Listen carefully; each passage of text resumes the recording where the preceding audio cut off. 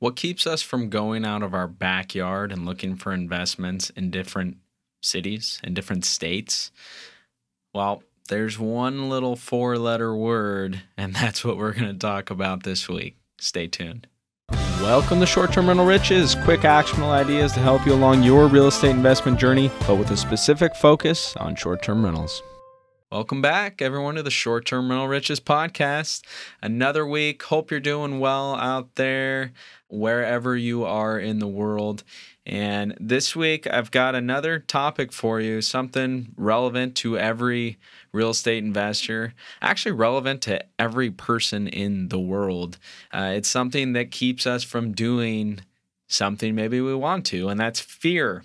Yeah, I might get a little pushback from this, but fear is the main reason that a lot of people do not go outside of the neighborhood or the market they're familiar with and invest in other markets where maybe they make a little more sense. Now, you could say, oh, it's because I don't have the money, or because I don't know that area, I don't know anyone in that city, or I've never done it before. But really, there's two things here, motivation, but then fear. And I think fear is a huge one. If you don't have the money, you can find the money. You just have to take action. And taking action is how we alleviate our fears, how we eliminate our fears. There's a book I'm reading right now, The Magic of Thinking Big by David Schwartz. Great book, timeless advice from the 50s, still as relevant as it's ever been. And he breaks it down into two steps that I want to share with you guys this week. We're going to relate this back to real estate, of course, and going outside of our market. But first, I want to just go over these two simple little rules for alleviating fear. First step, we have to isolate the fear. So are we scared of getting a bad return? Are we scared of working with someone we've never worked with before, or getting into an investment that requires too much maintenance or maybe requires too much money? All of these things are little fears that if we take action, we can eliminate or alleviate. But first, we have to isolate those and pin them down, determine exactly what it is that's keeping us from looking to markets where maybe the numbers make more sense. You got to think that the market that you live in is one of maybe, if you're here in the U.S., 400 MSAs, they call them, metropolitan statistical areas, the cities or places where they actually have enough people to track data on. So you got to think if you're in one of those, or maybe you're even outside of one of those, do you think that really is the best market for you to be investing in? Maybe. But maybe not. Likely it's not, right? We want to isolate our fears. It's maybe keeping us from exploring these other markets. That's the first step. And the second step is taking action. If we think we found a good market on the other side of the U.S. or the other side of the country, wherever we are, well, we can alleviate some of our fears investing there by doing research on the potential returns, the population growth, the prices of properties. Now, prices obviously are a huge thing, and the potential returns, and that's a whole nother segment on its own. Actually, we talked about that a lot in episode 13. So if you haven't, go back and check that out. We'll talk about rent to value ratios, which is one way to compare one property, no matter where it is, to another property, no matter where it is. So that's the first step before we go out of the market we're in. We want to find a broad market that makes sense based on fundamentals and based on the financials.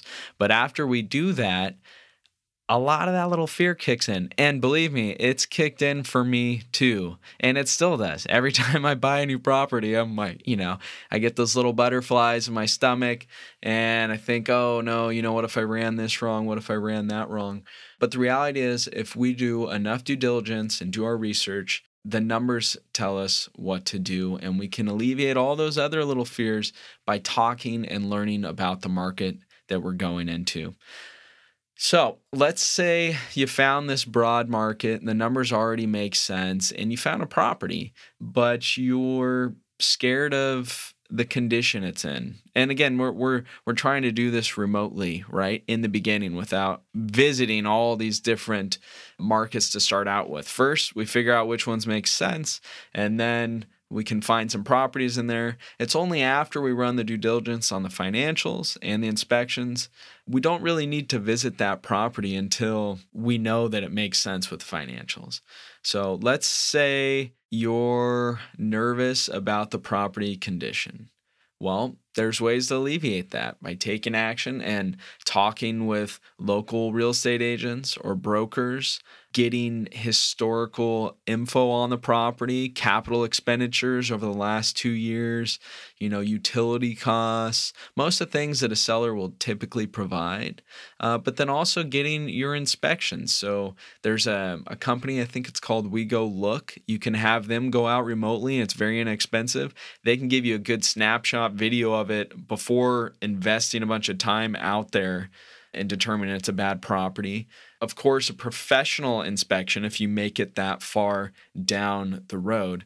So property condition is a big fear of mine, but that's alleviated by the inspections. And then ultimately, I like to go in person and see the property when they're doing the inspections. I haven't done that on every property, but I have had someone that I really trust at the property if I was unable to be there. So maintenance and the financials, both things which we can do remotely for the most part.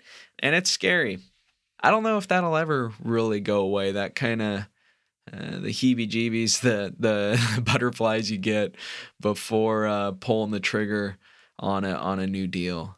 But if you overanalyze everything, which lots and lots of people do, is now the right time in the market, and that turns into analysis paralysis, if you've heard that, and then people never take action. So action is the real key to eliminating fears, and fear is probably one of the biggest pieces why we're not investing out of our markets that we're familiar with or comfortable with.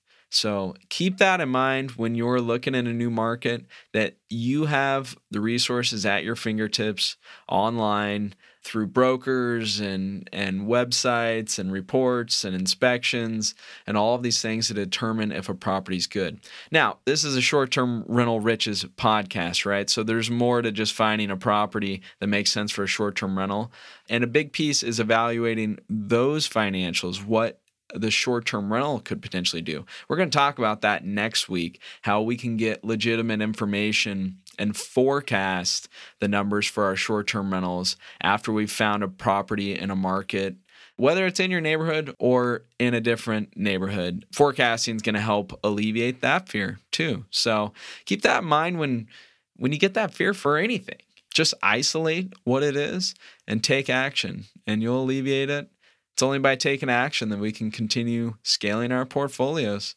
So until next time, hope that helped you, and have a wonderful day. Want to get on the fast track to financial freedom through short-term rentals? Well, it all starts with the properties you acquire, but you want to make sure that you acquire the right properties. I want to give you my ebook that will show you how to do just that. There is no charge. It's my gift to you for being one of our subscribers. Just go to restmethods.com. That's REST methods.com.